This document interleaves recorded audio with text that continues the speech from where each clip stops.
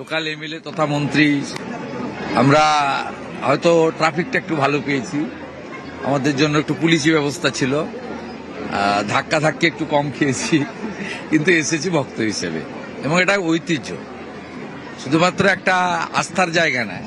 286 বছর ধরে এই দৃশ্য খুব অপরূপ দৃশ্য। আমি যদি 5টার আগে আসতাম তখন আলো থাকতো, আরো হয়তো ভালো হতো, কিন্তু 30 কিলোমিটার জুড়ে মানুষের, হুগলি জেলার মানুষের নরেন্দ্র মোদীজির প্রতি আস্থা আর আমার প্রতি আশীর্বাদ, এটা কুড়াতে আসতে হয়েছে। স্বাভাবিকভাবে অনেক সময় লেগে গেছে। লম্বা 30 কিলোমিটার মানুষ ছিল, আমি অভিভূত।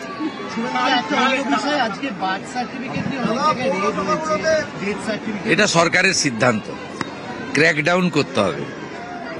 এসআইআর এর সময় যেভাবে অবৈধ জন্ম সার্টিফিকেট দেওয়া হয়েছে, আইপ্যাকের একটা বড় কনস্পিরেসি ছিল।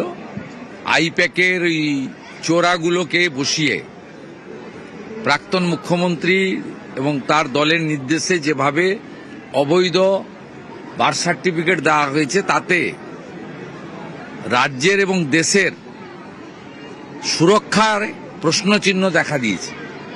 তাই আমরা এটাকে ক্র্যাকডাউন করার জন্য যত রেকর্ড ছিল সিজ করলাম আজকে, এবং সিজ করার পরে পুলিশের পক্ষ থেকে যথাবিহিত ব্যবস্থা গ্রহণ করে স্ক্যান করে সিল করে আবার ফিরিয়ে দেওয়া হবে। কিন্তু আজকের পরে ওখানে আর কোনো কলম, কালি কিছু লাগানোর সুযোগ থাকবে না। এই ভুয়ো জন্ম মৃত্যু সার্টিফিকেট যারা ইস্যু করেছে তাদের বিরুদ্ধে ব্যবস্থা হবে। এটা একটা বড় স্ক্যাম। আমরা শরণার্থীদের নামে যাদের সার্টিফিকেট ইস্যু হয়েছে, যারা সিএতে পারমিসেবল, তাদের কিচ্ছু করব না। আর যে অবৈধ অনুপ্রবেশকারীদেরকে সার্টিফিকেট দেওয়া হয়েছে তাদেরকে তাড়াবো। আর তাদের যারা সার্টিফিকেট দিয়েছে তাদের প্রথমে ডিপার্টমেন্টাল প্রসিডিংস হবে, সাসপেন্ড হবে এবং জেলে যাবে। এবং তাদের বলতে হবে যাকে যাকে দিয়ে করেছে তাকে।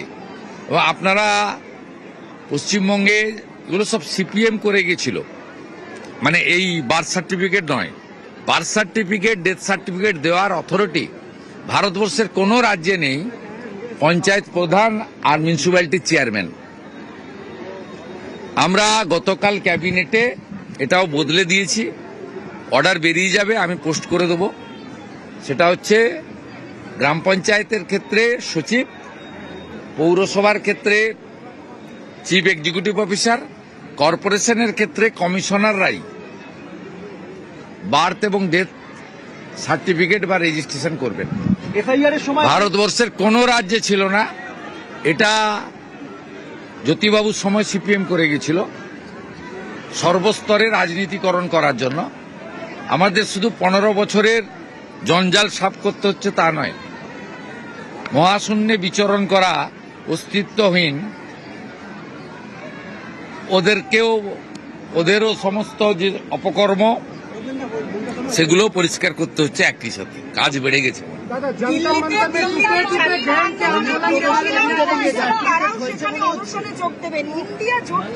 এ সম্পর্কে প্রধানমন্ত্রী খুব স্পষ্ট বক্তব্য রেখেছেন। আমি প্রধানমন্ত্রীজির বক্তব্যকে আজকে সোশ্যাল মিডিয়াতে দিয়েছি। প্রধানমন্ত্রীর বক্তব্যই আমাদের সকলের বক্তব্য। আমরা আলাদা করে এই সম্পর্কে কোনো বক্তব্য রাখতে চাই না। আমরা প্রধানমন্ত্রীর বক্তব্যটাই সমাজের সব স্তরে পৌঁছে দিতে চাই। ভারতবর্ষে সুমহান গণতন্ত্র আছে। কেউ যৌক্তিক আন্দোলন করলে সরকার সেটা দেখবেন, কিন্তু অন্য কারো কোনো উদ্দেশ্য থাকলে বিনা নির্বাচনে সেটা সম্ভব নয়, এটাও মাথায় রাখতে হবে।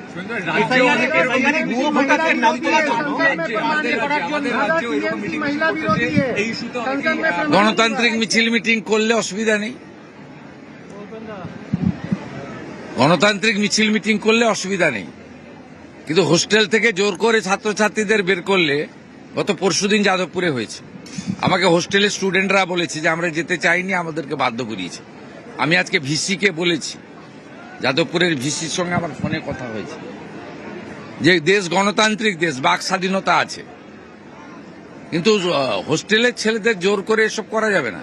আর মিছিল মিটিং তো আমরা অ্যালাউড।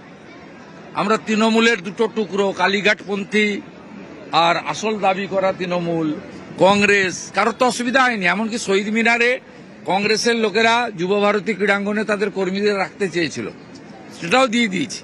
ক্ষুদিরাম অনুশীলন কেন্দ্রে আসল তৃণমূল দাবি করা লোকেরা রাখতে চেয়েছিল, সেটাও আমি স্পোর্টস মিনিস্টারকে বললাম দিয়ে দিন।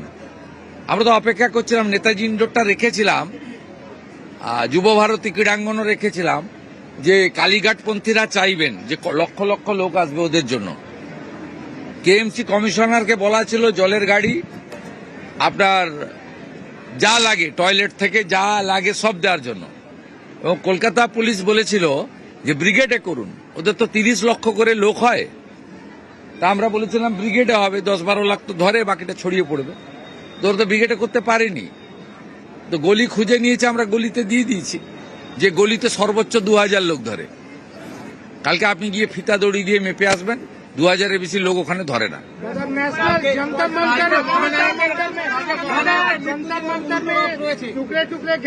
কালকের কাজ কালকে হবে। কালকে মহানায়কের প্রয়াণ দিবস, স্মরণ করার দিবস, আনন্দের দিবস নয়। কাল সকালবেলা মুখ্যমন্ত্রী, অর্থমন্ত্রীর, ওই এলাকাটা অর্থমন্ত্রী এবং কালচারাল এমওএস, আমরা সবাই ওখানে অবহেলিত ছিল। ওনাকে যেখানে ওনার শেষকৃত্য সম্পন্ন হয়েছে সেখানে উনি অবহেলিত ছিলেন। আমরা এই স্বল্প সময়ের মধ্যে একটা ফাইবারের মূর্তি ব্যবস্থা তৈরি করতে পেরেছি। ওটা কালকে সকালে উন্মোচন করে 9টার সময় আমরা তাকে শ্রদ্ধা জানাবো এবং সেখানেই বাকি কথা হবে। আমরা মহানায়কের শতবর্ষ পালন করব খুব বড় করে, যখন 100 বছর ওনার হবে এই বছরই, তখন খুব বড় করে পালন করব। তার জন্য সাংস্কৃতিক ডিপার্টমেন্ট সাংস্কৃতিক কর্মীদের নিয়ে কথাবার্তা বলছেন, যাদের কাজ তাদের করতে দিন, আমরা সরকার সাথে থাকবো। टीएमसी महिला विरोधी लोकसभा में प्रमाणित हुआ है। टीएमसी महिला विरोधी है, लोकसभा में कल्याण बनर्जी के आचरण से प्रमाणित हुए। टीएमसी महिला विरोधी है, टीएमसी महिला विरोधी है, विरोधी है। तो सबको पता है। अभया से लेकर कस्बा लॉ कॉलेज, ये पीढ़ी जिस तरीके से हादसा बंगाल में हुआ पिछले उनका राजत्व में, रिजिम में, सब लोग को पता है। और उन्होंने तो खुद साबित कर दिया, जब कॉन्स्टिट्यूशनल अमेंडमेंट आया 1/3 रिजर्वेशन पार्लियामेंट में और असेंबली में, तब तो उन्होंने समाजवादी पार्टी और आरजेडी का साथ वोट दिया। महिला रिजर्वेशन का खिलाफ वोटिंग किया। ये सब माता बहन बेटी को मालूम ही है। जे वो लोग दीदी को, बहन को, माता को असेंबली और पार्लियामेंट में भेजना नहीं चाहती है, वो तो उन्होंने साबित कर दिया है। पीएम साहब ने उनका रिजर्वेशन देने के लिए कॉन्स्टिट्यूशनल अमेंडमेंट बिल लाया और उन्होंने उनका विरोध किया।